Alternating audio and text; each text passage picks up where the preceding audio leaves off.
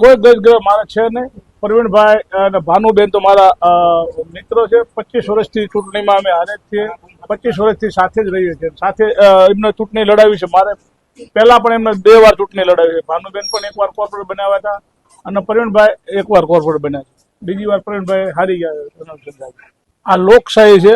લોકશાહીમાં અને ખાસ કરીને એમાં કોંગ્રેસમાં લોકશાહી સંપૂર્ણ અમારી આઝાદી છે. અમારા પક્ષ પ્રમુખે અમારા પક્ષના મેમોરેન્ડમમાં બધાને પોતાનો અધિકાર છે પોતાની વાત રાખવાનો.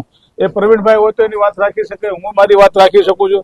અને વ્યક્તિગત મારે પ્રવીણભાઈ કે ભાનુબેન સાથે કોઈ વાંધો નથી. અમે એક જ છીએ, એક જ રહેવાના છે એવી મારી પોતાની અંદરથી દિલથી લાગણી છે. વસરામભાઈએ પ્રદેશમાં એમ પણ કીધું છે કે જો સોરાણીને ટિકિટ આપશો તો હું 15 નંબરમાં નહીં લડું, એવી પણ વાત છે.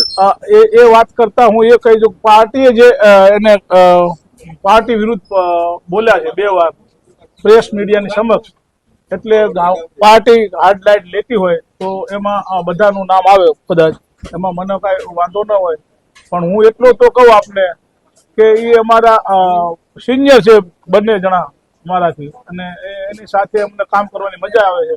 આવે તો અને જાય તો અમે કાંઈ કહી ન શકીએ, કારણ લોકશાહીમાં કોઈને રોકવાનો આપણો અધિકાર પણ નથી. સાથી મારે હાઈકમાન્ડ સાથે વાત થયા મુજબ હાઈકમાન્ડ એવું કીધું પ્રવીણભાઈ માફી માંગી લીધી છે અને લેખિતમાં હતી એકવાર રૂબરૂ અહીંયા જઈને માંગી હતી, પછી લેખિતમાં પણ માંગી છે. એટલે પ્રવીણભાઈ રે તો અમને કોઈ અમને માને કે મારા વોર્ડ નંબર 15 ના આગેવાનોને કે મારા કોર્પોરેટનો કોઈ વાંધો નથી. ભાજપ લઈ જાય તો વાંધો? ભાજપ લઈ જાય તો મેં કીધું આપણે લોકશાહી છે અને જાયવાનો બધાનો અધિકાર છે જ્યાં રહેવું હોય ત્યાં, કારણ કે જ્યાં કોકનો જીવ મૂજાતો હોય તો બીજે જતા રહે. મેં એકવાર અનુભવ કર્યો છે બીજે જઈને.